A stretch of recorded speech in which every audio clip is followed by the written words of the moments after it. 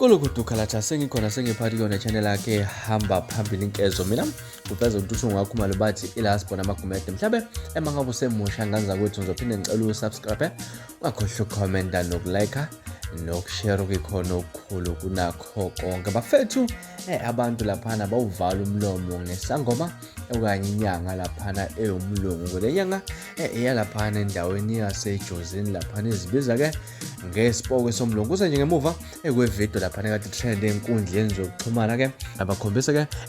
laphana umbukiso wale video laphana inyanga ekade promote impela izipromote laphana inxanxa abantu ukuthi abeze bazothola usizo laphana mangabe kuthinta indaba ezokubhula laphana kanjalo futhi nendawo ezokuthola isibuko ke angazi ukuthi namhlanje kuthina kwakuphawula ngalo mhlawumbe ngande kakhulu nganza kwethu ake ngivele ngikufakele ngikubonise ke lesi sipoko soMlungu sikhulume ke mangabe siqeda lapha no comment section ungitshela ukuthi wena mhlawumbe kuthina kwakho ukuphawula ngalolu daba. Mina ke mgaza kwethu ke la sponsor ngiphuma kanjena kodwa ngiyakuthembisa ukuthi ngiyabuya kwe video elandelayo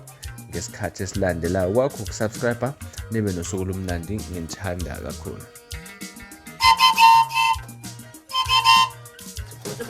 Sikhose bomkhulu sihlale from sibeke indaba abantu hayi sikhose bogogo sikhose bomkhulu sikhose bezalwane nami soMlungu siyatholeka eMhlabuyalingana kodwa lapha kimla siyahlola nesibuko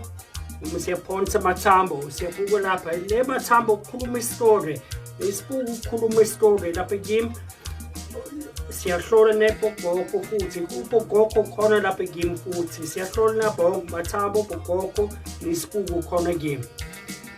ya siyatholeka nami uMhlabuyalingana waseJozini KZN WhatsApp 0788 784828 phone number 072 055